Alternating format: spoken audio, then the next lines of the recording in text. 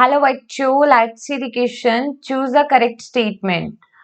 Option E, the T wave in an ECG represent excitations of ventricles. Option B, the sum of P and T waves in a given time period can determine the heartbeat rate of an individual.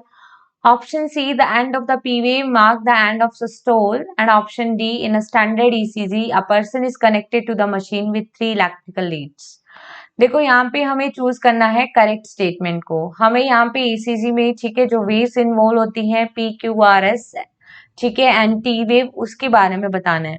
तो सबसे पहले हम देखते हैं यहाँ पे graph में P ठीक है P wave Q R S complex and then T wave. देखो ये पी को रिप्रेजेंट करता है ये Q R S complex and T wave को।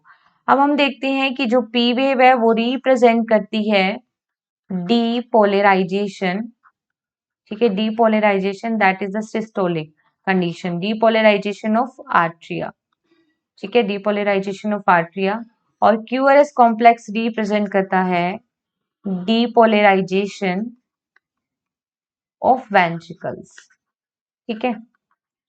और टी वेव रिप्रेजेंट करती है repolarisation that is a relax condition और diastolic condition repolarisation of ventricles ठीक है। अब देखो यहाँ पे क्वेश्चन में बोला है कि जो टी वेव है ईसीजी में वो रिप्रेजेंट करती है एक्साइटेशन ऑफ वेंट्रिकल्स। देखो रीपोलराइजेशन को रिप्रेजेंट करती है टी वेव और रीपोलराइजेशन कैसी कंडीशन होती है relax condition not exciting condition. तो यहाँ पे फर्स्ट पॉइंट हो गया इनकरेक्ट। ऑप्शन बी में लिखा है कि sum of P and T wave ठीक है अगर हम इसको काउंट करते हैं गिवन पीरियड एक गिवन टाइम पीरियड में तो हमें वो हार्ट बीट बताता है किसी भी इंडिविजुअल की।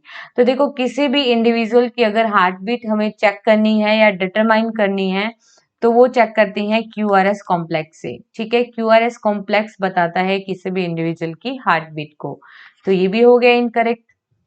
ऑप्शन सी में लिखा है कि पी वेव का एंड मार्क करता है एंड ऑफ सिस्टोल। तो देखो पी वेव जो है वो किसके लिए रिस्पॉन्सिबल है depolarization of atria. P wave का जो इनिशिएटिंग पोर्शन होता है वो रिप्रेजेंट करता है राइट ऑरिकल या राइट आर्ट्रिया के डीपोलराइजेशन या सिस्टोल को। और पी वेव का जो मिडल और टर्मिनल पार्ट होता है या पोर्शन होता है वो रिप्रेजेंट करता है लेफ्ट आर्ट्रिया के सिस्टोलिक कंडीशन को। तो ये स्टेटमेंट भी यहाँ पे हो गया इनकरेक्ट। ऑप्शन डी में लिखा है कि एक स्टैंडर्ड ईसीजी में ठीक है इन स्टैंडर्ड ईसीजी उसमें पर्सन को किससे कनेक्ट किया जाता है मशीन से विथ 3 इलेक्ट्रिकल लीड्स। ये बिल्कुल सही बात है 3 इलेक्ट्रिकल लीड्स यूज की जाती है या कनेक्ट की जाती है जिसमें से 2 इलेक्ट्रिकल लीड्स जो होती है वो रिस्ट में यूज होती है और एक लेफ्ट एंकल में ठीक है। तो हमारा जो यहाँ पे करेक्ट आंसर है that is only option D. Best of luck.